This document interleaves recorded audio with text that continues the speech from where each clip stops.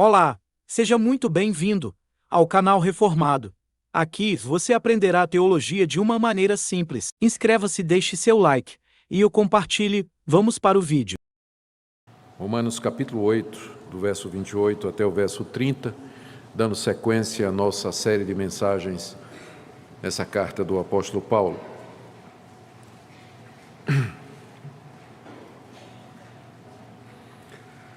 Romanos capítulo 8, de 28 a 30, diz a palavra de Deus: Sabemos que todas as coisas cooperam para o bem daqueles que amam a Deus, daqueles que são chamados segundo o seu propósito.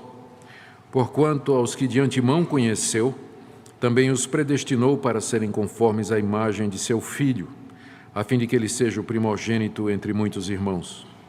E aos que predestinou, a esses também chamou. E aos que chamou, a esses também justificou. E aos que justificou, a esses também glorificou. Oremos. Pedimos ao Pai que Tu nos deis entendimento na Tua palavra, que ela fale ao nosso coração. Estamos diante de verdades profundas que tratam da realidade última da nossa existência e do nosso futuro eterno. Pedimos, pois, que essa compreensão seja usada por Ti no cumprimento do Teu propósito para abençoar o Teu povo, consolar os aflitos, animar os desesperançados, fortalecer os fracos, despertar os que dormem e salvar pecadores. Pedimos, ó Deus, que Tu apliques a palavra conforme Teu querer. Em nome de Jesus. Amém. Queridos, a mensagem anterior, que focou nos versos 26 e 27, nós vimos como o apóstolo Paulo ensinou que o Espírito Santo de Deus intercede por nós com gemidos inexprimíveis, por causa da nossa fraqueza, da nossa limitação, tanto porque nós somos criaturas, como também pelo fato de que nós somos pecadores. E como parte da nossa fraqueza, Paulo diz que nós não sabemos orar como convém. Nós não sabemos o que pedir a Deus e nós não sabemos como pedir a Deus. Por isso Deus enviou o Espírito Santo que habita em nós e que intercede por nós diante de Deus. E Ele faz isso tão intensamente que Paulo descreve como sendo com gemidos inexprimíveis, com gemidos que não encontram expressão em palavras humanas. Tal é o amor de Deus por nós e tal a nossa necessidade de ajuda. E essa intercessão do Espírito Santo por nós, ela, na verdade, faz parte do projeto ou do plano maior de Deus de fazer com que não somente a intercessão do Espírito, mas todas as coisas cooperem para o nosso bem, é o que ele diz no verso 28. No verso 26 e 27, o Espírito Santo intercede por nós. Do 28 em diante, Paulo diz que essa intercessão faz parte do plano de Deus, que é nos fazer o bem.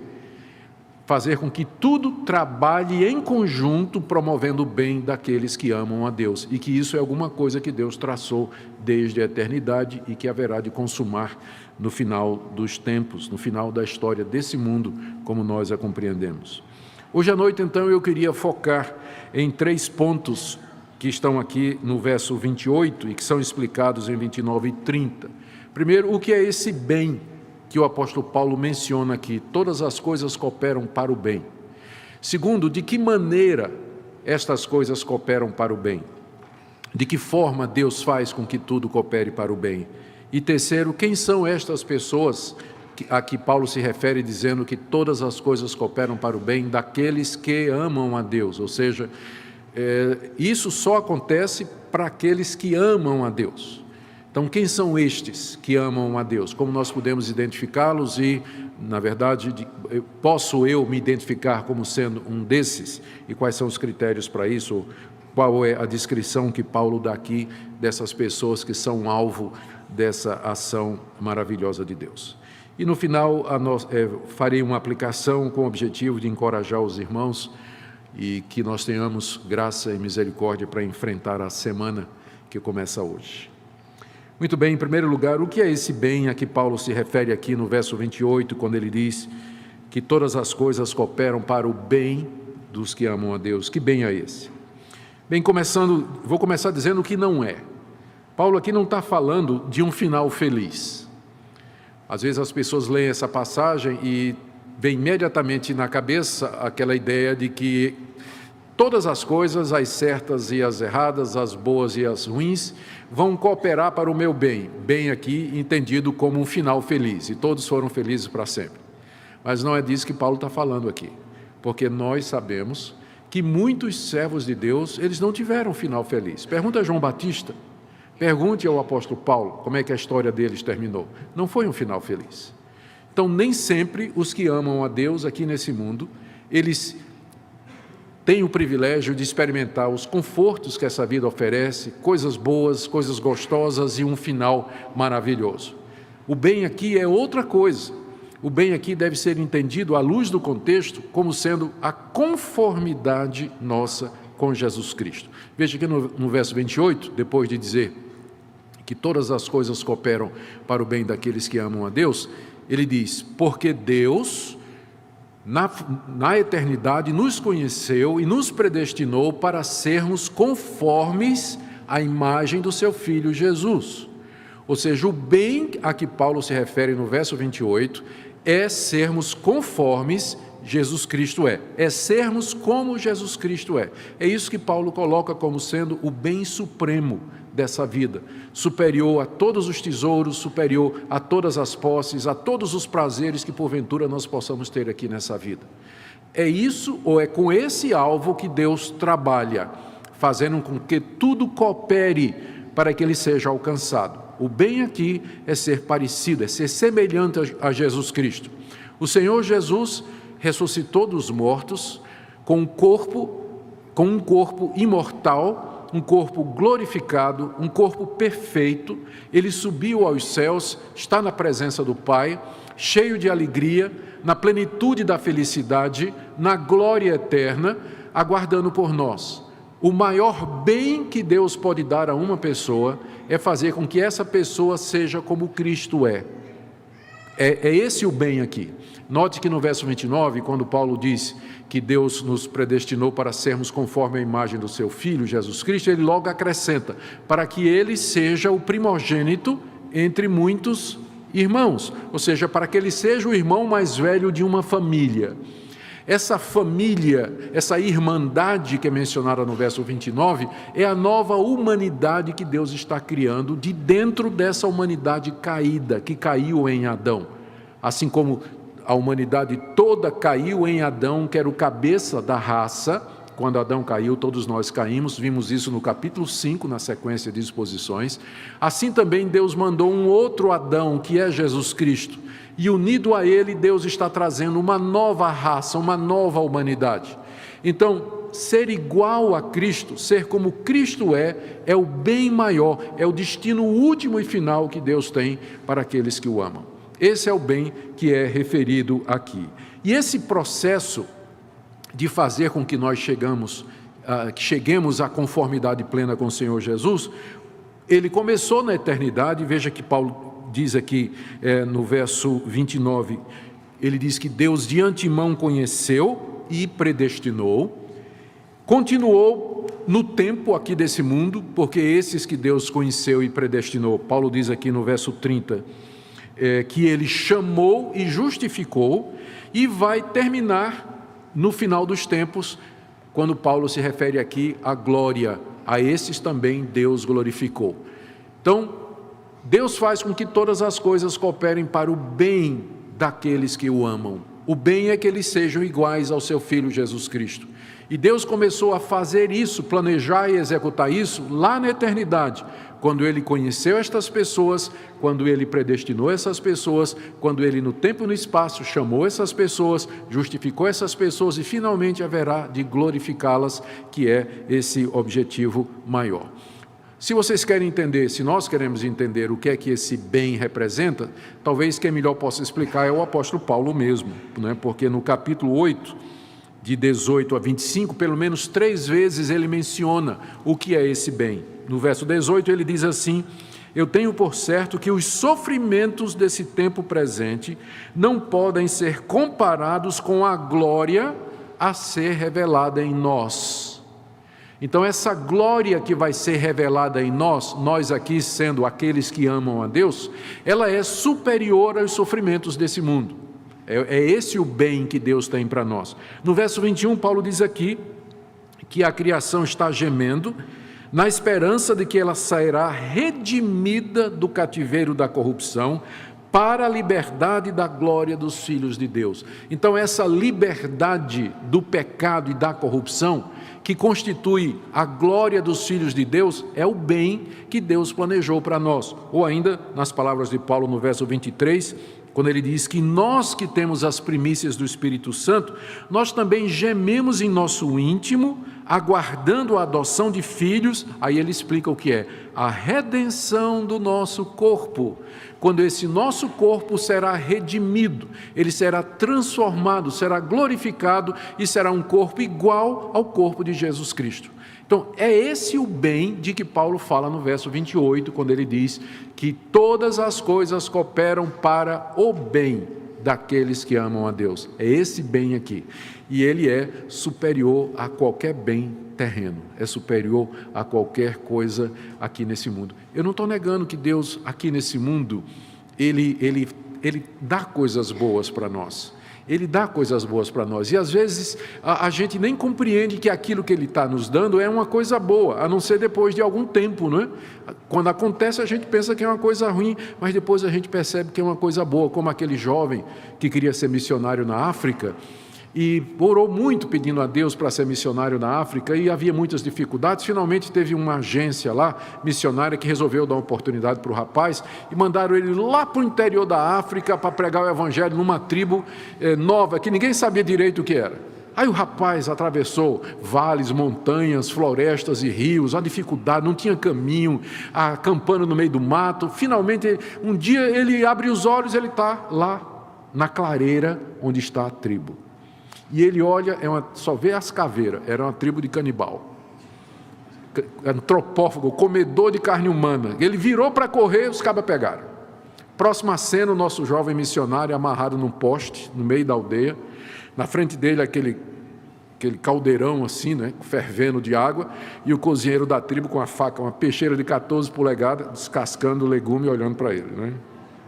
Então ninguém precisa perguntar qual vai ser o cardápio, né, do jantar, né? Todo mundo já sabe quem vai ser o jantar. E o moço desesperado orando: Senhor, quando eu pedi para ser missionário não era bem isso que eu tinha em mente e tal. E de repente o chefe da aldeia, ele tem uma inspiração. Ele chama o cozinheiro e diz: ô, cozinheiro, traz uma amostra aí da carne desse cidadão para ver se é boa. O cozinheiro vai lá, pega a peixeira, olha para o rapaz e diz: vou tirar aqui da panturrilha, da batata da perna. Aí pega e tira o filé. Aí traz para o chefe. Aí o chefe: que carne horrível, nunca comi uma carne tão ruim na minha vida. Solta esse homem, a carne dele não presta.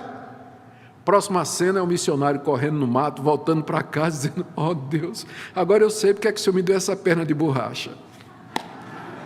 Graças a Deus, né?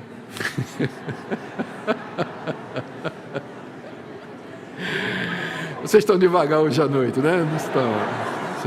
O processador está... A mocidade do Rio, porque eles ouviram isso no culto das 5 horas. Todas as coisas cooperam para o bem, mesmo que quando elas acontecem, no momento não parece o bem, mas aí lá na frente a gente sabe que Deus, na verdade, estava fazendo o bem para nós. Então, eu não estou negando que Deus faça isso, que Ele usa as circunstâncias que no momento não parecem boas para promover o nosso bem aqui nesse mundo. Mas o que eu estou dizendo é que Paulo aqui está falando de um bem superior. Ele está falando de sermos conformes à imagem do seu Filho Jesus Cristo, que é o bem supremo mais do que a preservação da própria vida. Então, esse é meu primeiro ponto. O bem a que Paulo se refere aqui é a conformidade com Cristo Jesus na glória eterna, processo que começa aqui nesse mundo. Segundo ponto é a maneira pela qual Deus age para que esse bem seja alcançado. Paulo diz que Deus faz, poderia ser traduzido assim, que todas as coisas cooperem ou trabalhem em conjunto para esse bem. Deus age através de todas as coisas para promover esse alvo que Ele tem na vida dos seus filhos. E que coisas são essas que Deus usa? Aqui no contexto da carta aos Romanos, há pelo menos 3 indicações. A primeira delas, sem dúvida, é a obra de Jesus Cristo, sobre a qual Paulo vem falando desde o capítulo 1, que mediante a morte de Cristo na cruz, mediante o seu sangue derramado, Deus propiciou, pagou o pecado do seu povo e justificou mediante a fé aqueles que creem. E essas pessoas são perdoadas por Deus e recebidas por Deus. Contra elas, Deus não tem mais qualquer condenação, é a afirmação, inclusive, que abre o capítulo 8. Agora, já não há nenhuma condenação para aqueles que estão em Cristo Jesus. Todas as coisas cooperam para o bem, a começar da obra redentora de Cristo Jesus, sobre a qual Paulo vem falando desde o capítulo 1 dessa carta. Segundo, aqui no contexto de Romanos, nós lemos que também as provações dessa vida contribuem para formar em nós a imagem de Jesus. Capítulo 5, a partir do verso 3, Paulo diz que nós nos gloriamos nas próprias tribulações, sabendo que a tribulação produz perseverança, a perseverança experiência, a experiência produz esperança, e a esperança não confunde, porque o amor de Deus é derramado em nosso coração. Ou seja, as tribulações dessa vida, elas são usadas por Deus para forjar em nós a imagem do seu Filho, porque o sofrimento expurga muita coisa ruim em nós e cria em nós virtudes. O sofrimento nos ensina a ser pacientes e expurga a impaciência e a rebelião. O sofrimento nos ajuda a crescer na fé. O sofrimento nos desapega das coisas desse mundo e nos faz ansiar pelo mundo vindouro. Então, todas as coisas são usadas por Deus aqui nesse mundo. As circunstâncias, as providências são usadas para forjar o nosso caráter, para que nós sejamos mais e mais parecidos com aquele que era o homem de dores e que sabia sofrer, que era o Senhor Jesus Cristo e que passou pelo sofrimento máximo por causa de nós.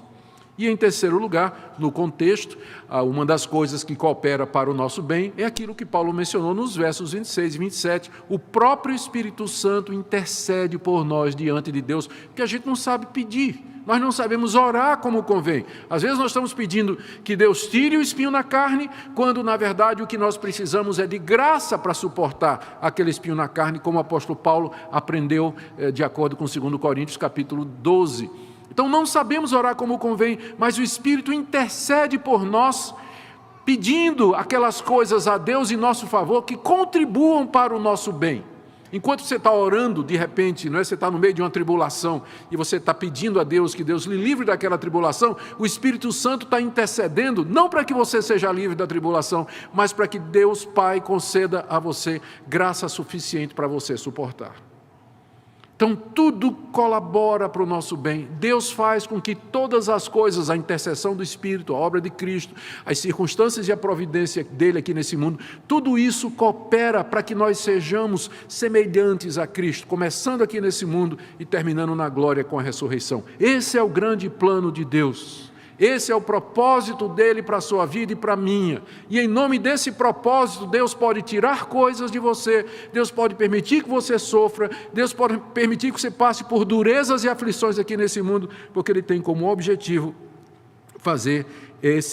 alcançar em nós esse bem. Agora, o nosso terceiro ponto. Primeiro, o que é o bem, já vimos. Segundo, como Deus age para que esse bem seja obtido, nós já vimos, usando todas as coisas, a sua providência, o sofrimento, a obra de Cristo, a intercessão do Espírito.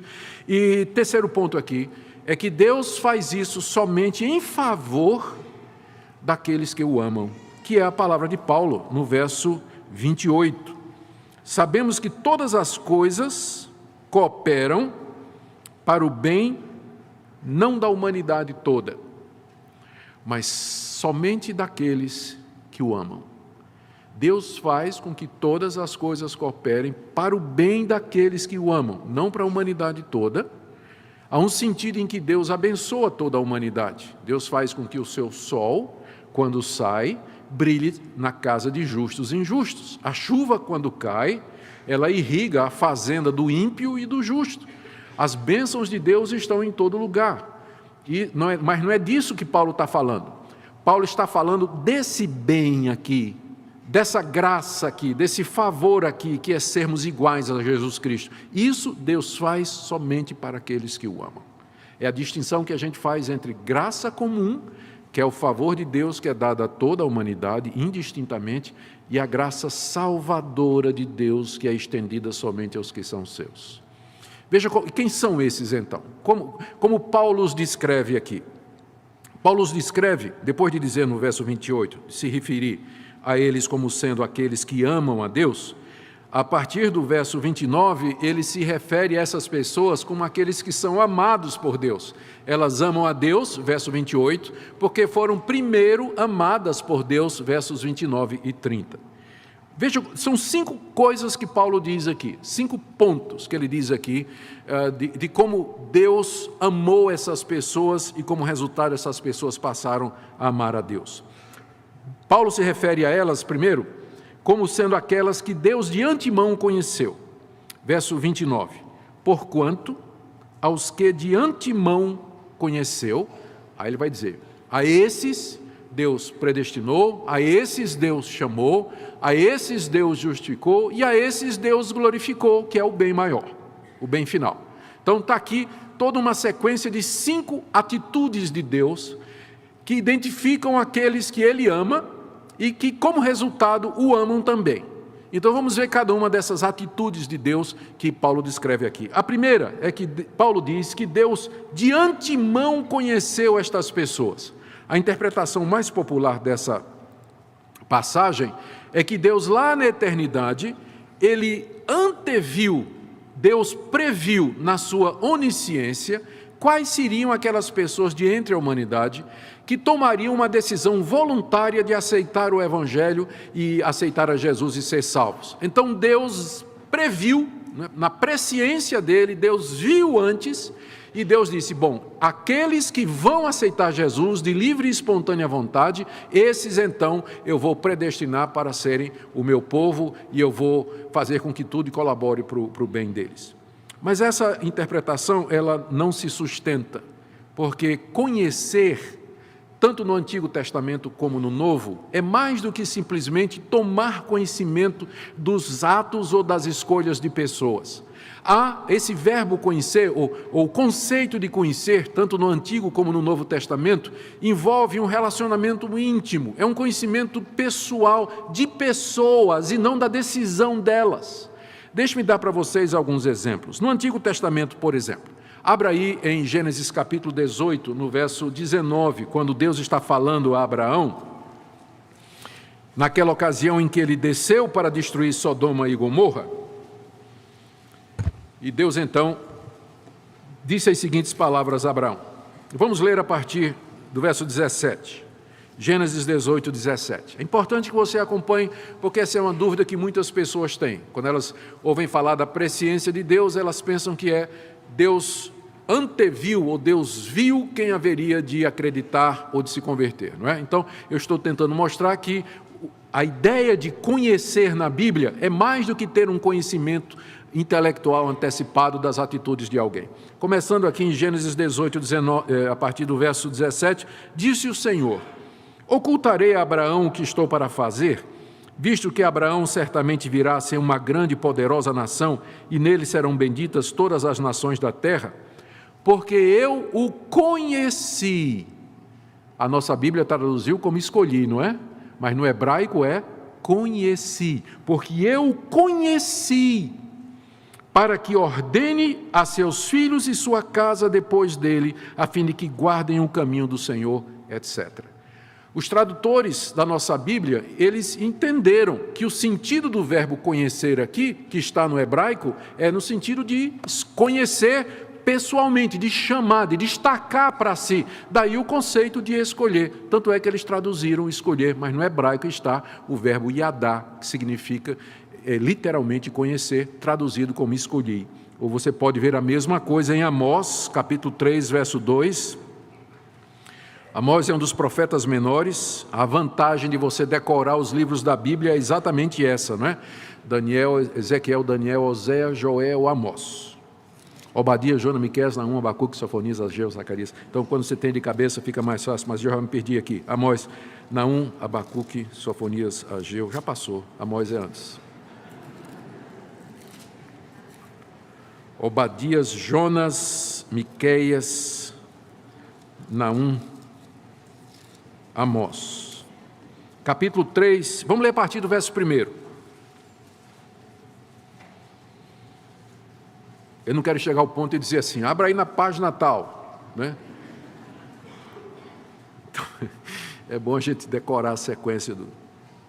Capítulo 3, versos 1 e 2. Ouvi a palavra que o Senhor fala contra vós outros, filhos de Israel, contra toda a família que ele fez subir da terra do Egito, dizendo, agora presta atenção no verso 2, de todas as famílias da terra, somente a vós outros vos conheci, está no hebraico. É o mesmo verbo, só que os nossos tradutores traduziram como escolhi, porque é esse o sentido. Deus conhece no sentido de que Deus toma conhecimento íntimo, se aproxima e chama. Daí a ideia de escolha.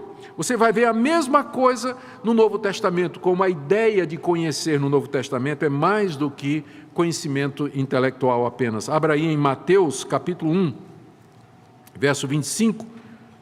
É a história de José e Maria, o nascimento de Jesus, Mateus 1, versos 24 e 25. Despertado José do sono, fez como lhe ordenara o anjo do Senhor e recebeu sua mulher, Maria. Contudo, não a conheceu, enquanto ela não deu à luz um filho, a quem pôs o nome de Jesus. É óbvio que conhecer aqui é ter relações sexuais. Mas qual foi o verbo que foi colocado aqui? Conhecer, porque ele indica exatamente isso, um conhecimento íntimo, uma aproximação. Daí, na hora, em vez de dizer assim, e José não teve relações com Maria, antes dela dar à luz o filho Jesus Cristo, então Mateus disse assim, José não conheceu Maria, quer dizer, conhecer como esposa, não é? Ou seja, ter relacionamento sexual íntimo com ela. Ou outro exemplo aqui em Romanos capítulo 11, verso 22, o próprio apóstolo Paulo, nessa mesma carta que nós estamos estudando, ele usa o verbo conhecer aqui, a expressão é similar à que nós estamos vendo no capítulo 8, verso 29. Vamos ler capítulo 11, 1 e 2 de Romanos. Pergunto, pois, terá Deus porventura rejeitado o seu povo? De modo nenhum. Porque eu também sou israelita da descendência de Abraão, da tribo de Benjamim. Agora preste atenção aqui no verso 2. Deus não rejeitou o seu povo, a quem de antemão conheceu. Ora, Paulo coloca aqui conhecer como sendo o oposto de rejeitar. O que é o oposto de rejeitar? Aceitar, querer, amar, obter, preservar. Então, é óbvio que a palavra conhecer, como ela é usada tanto no hebraico quanto no grego, tem um sentido muito além de simplesmente tomar conhecimento intelectualmente, mas tem a ideia de experiência, contato, intimidade. E é nesse sentido, então, que eu estou dizendo a vocês que Paulo está usando o verbo aqui, voltando agora em Romanos capítulo 8, verso 29, quando ele diz assim, portanto, os que de antemão conheceu, ou seja, aquelas pessoas que desde a eternidade Deus escolheu, porque amou, porque quis, é um conhecimento íntimo, não é simplesmente que Deus assim soube que um dia elas existiriam e tomariam uma decisão por Jesus Cristo. Tanto é que a nova tradução na linguagem de hoje, que é uma das versões populares que tem hoje da Bíblia, ela já traduz essa passagem como sendo escolhidos. Ela já traz escolhidos. Os que de antemão escolheu. Porque essa é a ideia do verbo conhecer aqui. É a escolha soberana de Deus. Não tem nada de presciência do tipo assim, Deus anteviu. Ah, pastor, mas a palavra presciência não aparece na Bíblia. Aparece, por exemplo, em Atos, se quiser ver. Vamos ver aqui, Atos capítulo 2, verso 23. Quando o apóstolo Paulo diz assim, vamos ler do verso 22. Varões israelitas, atendei a estas palavras. Jesus o Nazareno, varão aprovado por Deus diante de vós, com milagres, prodígios e sinais, os quais o próprio Deus realizou por intermédio dele entre vós, como vós mesmos sabeis. Aí ele diz, sendo este Jesus entregue a vocês, para que vocês o matassem, pelo determinado desígnio e presciência de Deus, vós o tastes, crucificando por mãos de iníquos. Aqui está muito claro que o desígnio, que é o propósito, a intenção, e a presciência de Deus são uma e a mesma coisa. De acordo com o determinado desígnio e presciência de Deus. O E aqui, que junta desígnio e presciência, não está simplesmente, não está funcionando como uma conjunção aditiva, adicionando mais sentidos a um sentido dado, mas ela funciona como uma conjunção explicativa, que no grego a gente chama de rendíades. Tipo assim, Deus deu à igreja pastores e mestres. Não são duas coisas diferentes. Paulo, quando diz isso em Efésios 4:11, ele está dizendo, Deus deu à igreja pastores que também são mestres. Então aqui é a mesma coisa, desígnio e presciência é a mesma coisa e se refere ao propósito eletivo, salvador e determinante de Deus. Romanos 8:29, vamos voltar para lá, porque eu acho que nós estamos agora no caminho correto para entender o resto da sequência, que só faz sentido se isso aqui ficar muito claro. 29 então, nós temos o primeiro elo da corrente, os que de antemão conheceu. O que é que Deus fez com esses a quem ele de antemão conheceu, amou, escolheu, chamou para si de entre a humanidade perdida? Paulo diz aqui que a estes Deus predestinou, é o segundo elo, é a segunda etapa, a segunda atitude. Deus os predestinou para serem conformes à imagem de seu Filho, a fim de que ele seja o primogênito entre muitos irmãos. Predestinar não é difícil você entender o significado, o nome fala por si, é você dar um destino antecipado a alguém. Na eternidade, antes que houvéssemos nascido, antes de Deus haver criado o mundo, ele predestinou estes que ele escolheu, estes que ele conheceu e amou, ele os predestinou para serem conformes à imagem do seu Filho, Jesus Cristo, para que eles fossem iguais a Jesus Cristo, para que Cristo fosse o primogênito entre muitos irmãos. E aqui você tem a resposta para aquela objeção que geralmente as pessoas levantam, tipo assim, ele ouviu falar de eleição, predestinação, elas já vão dizendo, isso não é coisa de Deus. Por quê? Não, porque se a pessoa sabe que ela está predestinada, que ela está eleita, ela vai afrouxar. Ela vai viver de qualquer maneira, porque ela não foi predestinada. Se ela foi predestinada, ela vai ser salva. Então, ela pode viver de qualquer jeito, de qualquer maneira, viver no pecado, ir para farra, para balada, para droga, pornografia, o que for, ir para a cama com o namorado, né? Foi predestinado por Deus, vai ser salvo de qualquer maneira. Alto lá.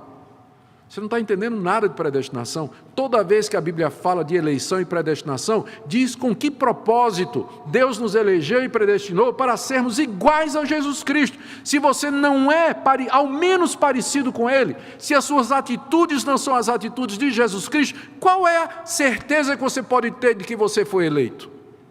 E que você faz parte desses que Deus amou e conheceu antes da fundação do mundo? Porque Ele conheceu essas pessoas e as predestinou para serem iguais a Jesus Cristo. Se não há nada de Cristo na sua vida, então qual é o sinal, qual é a evidência de que você está no meio desse povo? Nenhuma. Então, gente do tipo assim, não, eu estou eleito, estou predestinado, e vive na baderna, ele está predestinado para outra coisa, mas não para ser conforme a imagem do Filho de Deus. Porque a predestinação é para isso, e Deus começa a realizar esse propósito aqui nesse mundo. À medida que Ele nos ensina a rejeitar o pecado, a desobediência e a incredulidade, e a viver uma vida reta e santa diante dEle. É claro que isso é um processo que vai terminar na glória, mas ele começa aqui agora. A predestinação é para isso, para Deus ter um povo santo, e não pessoas que professam o nome de Deus, mas negam com suas atitudes e com suas ações no dia a dia. Ele nos predestinou, é a segunda parte, né? Primeiro, ele conheceu de antemão, já vimos o que é que isso significa. Depois ele predestinou, isso aqui está na eternidade. E agora, esses que Deus conheceu e predestinou, verso 30, a esses ele também chamou. Verso 30, os que predestinou, a esses também chamou. Deus só chama a quem ele predestinou. Os outros, eles são chamados no sentido genérico. O evangelho é pregado ao mundo todo. Nós ouvimos aqui do esforço missionário dessa igreja e dos missionários que são sustentados por ela.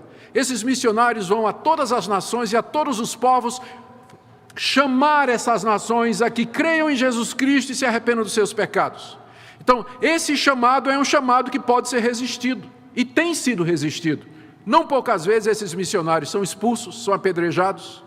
Nas grandes cidades, os pregadores também são rejeitados. O próprio apóstolo Paulo vivia apanhando de cidade em cidade, era apedrejado, escorraçado pelos seus contemporâneos.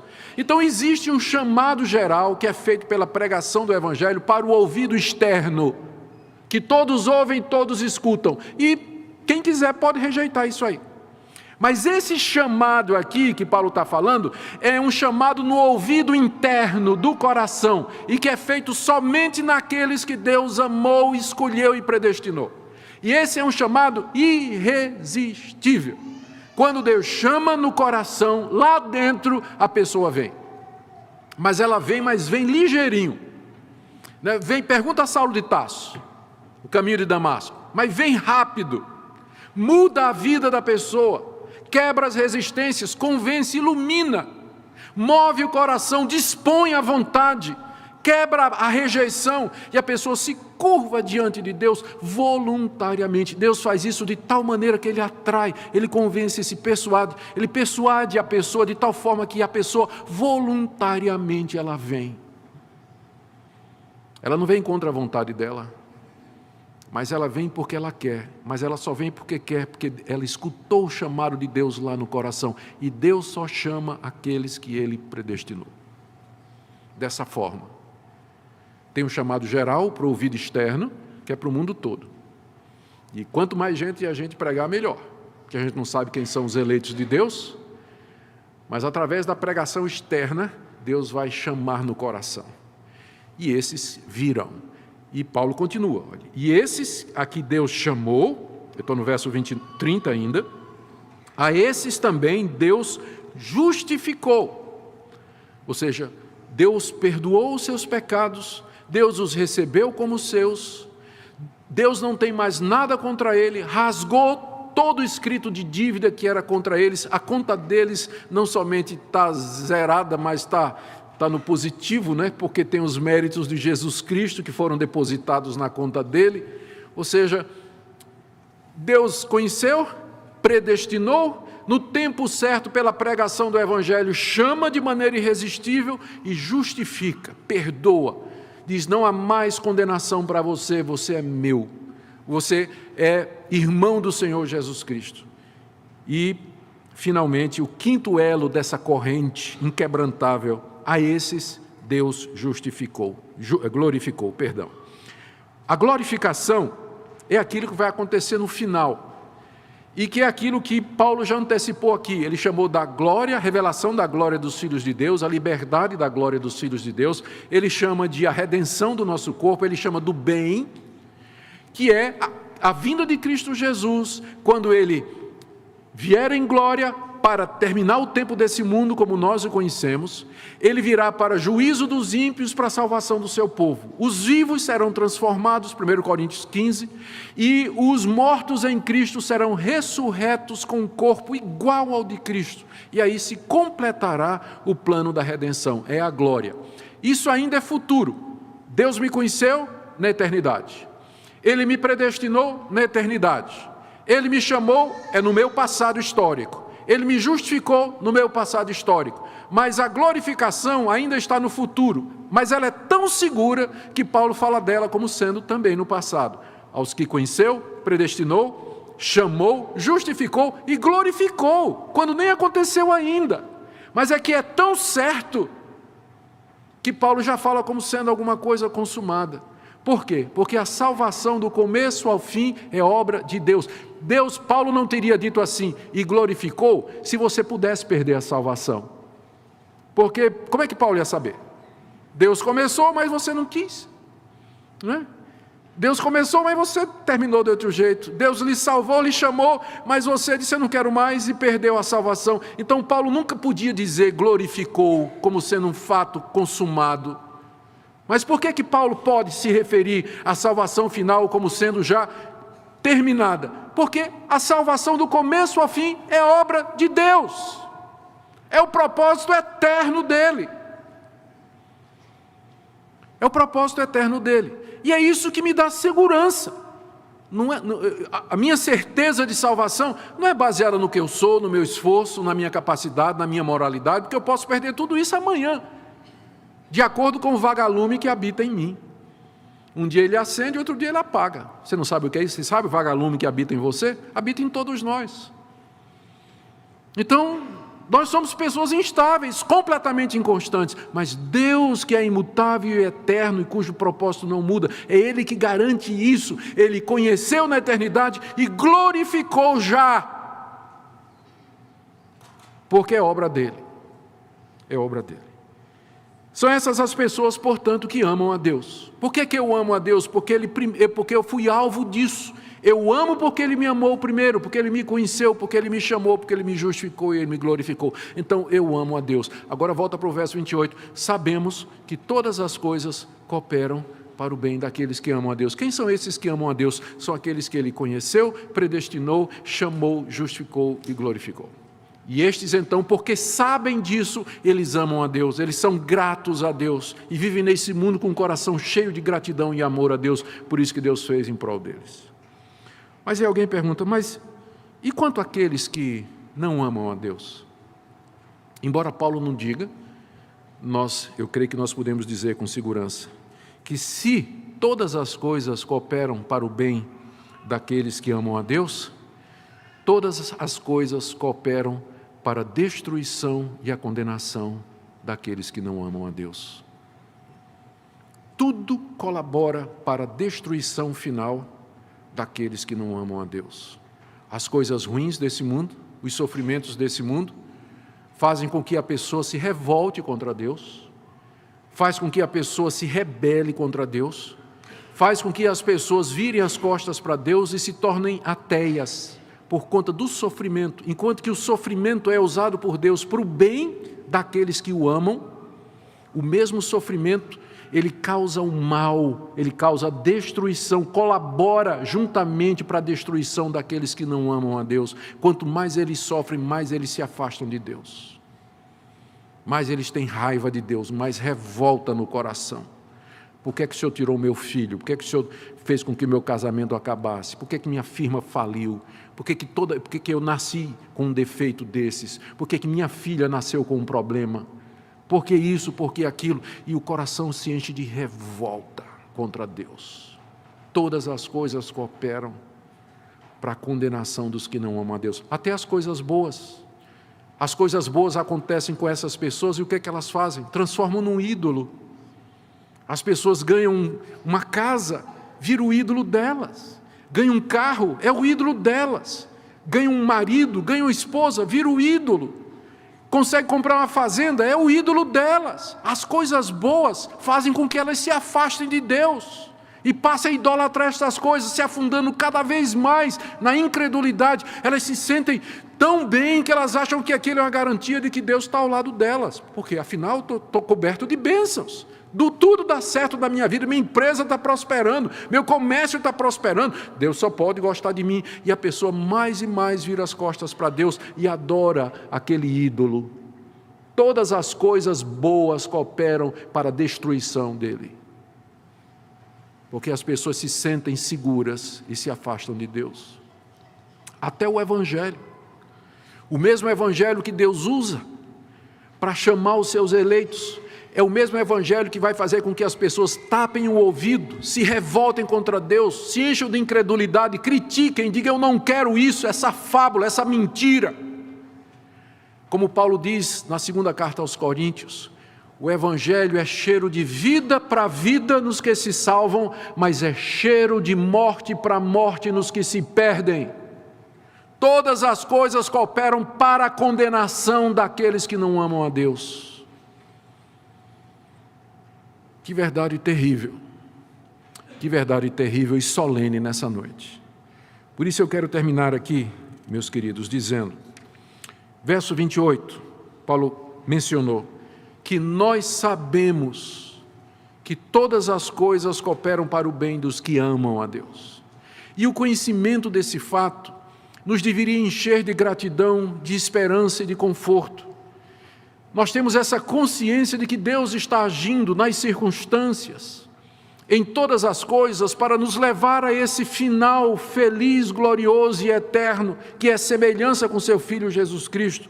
Por isso pode me faltar o que for, pode me faltar integridade física, saúde, pode me faltar recursos financeiros, pode me faltar amigos, pode me faltar qualquer uma daquelas condições básicas para a vida, mas eu sei que Deus está, todas estas coisas são instrumentos de Deus para o bem maior, essa glória que vai ser revelada e diante da qual os sofrimentos desse mundo não podem nem se comparar, não são nada, diante da glória que Deus está preparando para mim. Quem tem consciência disso, vive melhor.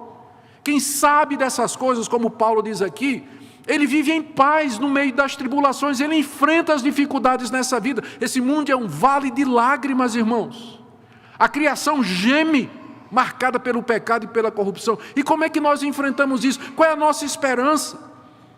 A nossa única esperança é essa, é saber de que Deus em Cristo Jesus faz que tudo isso colabore para o meu bem. E eu posso não entender às vezes como aquele missionário, quando teve um acidente, perdeu a perna e ganhou uma prótese. Eu posso não entender na hora, mas eu sei que mesmo que eu não entendendo agora, Deus está no comando. Eu não preciso entender, eu só preciso confiar que Ele está no comando, que todas as coisas cooperam para o meu bem. E quando eu tenho essa consciência, então eu posso viver aqui nesse mundo. Talvez você esteja aqui essa noite e você não tenha essa convicção. Você não sabe isso, você não experimentou isso. Você não sente que você ama a Deus. E você pergunta, eu faço parte desse povo? Eu faço parte desse grupo que Deus amou, que Deus conheceu, chamou e justificou e glorificou? O local onde você vai encontrar a resposta não é olhando para dentro do seu coração, mas a resposta está na cruz. É para lá que você deve olhar. Olhe para o Senhor Jesus pendurado na cruz. Se você pode confiar nele, se você pode crer que Ele morreu pelos pecados e o que Ele fez na cruz é suficiente para justificar pecadores, se você deseja perdão dos seus pecados e você quer confiar somente em Cristo Jesus, então não receie, venha. E Cristo receberá você. Isso já é o chamado interno do Espírito Santo. Quando você é despertado para essas coisas, quando você tem interesse nessas coisas, quando você diz, meu Deus, eu quero isso, eu preciso disso, isso já é o Espírito de Deus chamando você no seu coração. Portanto, ouça o que o Espírito Santo está dizendo a você nessa noite. E que Deus tenha misericórdia e compaixão da sua vida. E que Ele se apresente a você de maneira tal, de maneira tão irresistível, que não lhe reste outra saída a não ser se curvar diante dEle e dizer, eu creio no Teu Filho Jesus, eu creio no Teu poder e no Teu propósito de me fazer o bem. Que Deus assim aplique a sua palavra nos nossos corações nessa noite, irmãos, que Ele conforte e console o coração dos que sofrem, sabendo isso, que todas as coisas cooperam para o bem daqueles que amam a Deus. Oremos. Ó Deus, eu peço que Teu Espírito Santo aplique essa palavra no coração de todos que me ouvem nessa noite, trazendo conforto e consolo ao Teu povo, aos que sofrem, os que estão sozinhos, os que se sentem, Senhor, oprimidos, que eles possam ver o quadro maior, que há um Deus que comanda as circunstâncias e que faz com que tudo trabalhe em conjunto para o nosso bem. Eu oro por aqueles que estão aqui nessa noite que ainda não têm essa certeza, mas que desejam. Ó Deus, atrai-os, revela-te a eles de uma forma irresistível, de forma que eles com segurança possam se chegar a Ti. Eu oro por aqueles que estão aqui nessa noite que não Te amam, aqueles que não Te buscam de verdade e que estão com o coração preso às coisas dessa vida, que têm ídolos nos seus corações. Ó Deus, faze-os ver a terrível situação em que se encontram, que estas coisas a que eles se apegam na verdade colaboram para a destruição deles. Que eles possam abrir os olhos enquanto podem. Ó Deus, tem misericórdia e chama-os na Tua graça. É o que pedimos em nome de Jesus. Amém.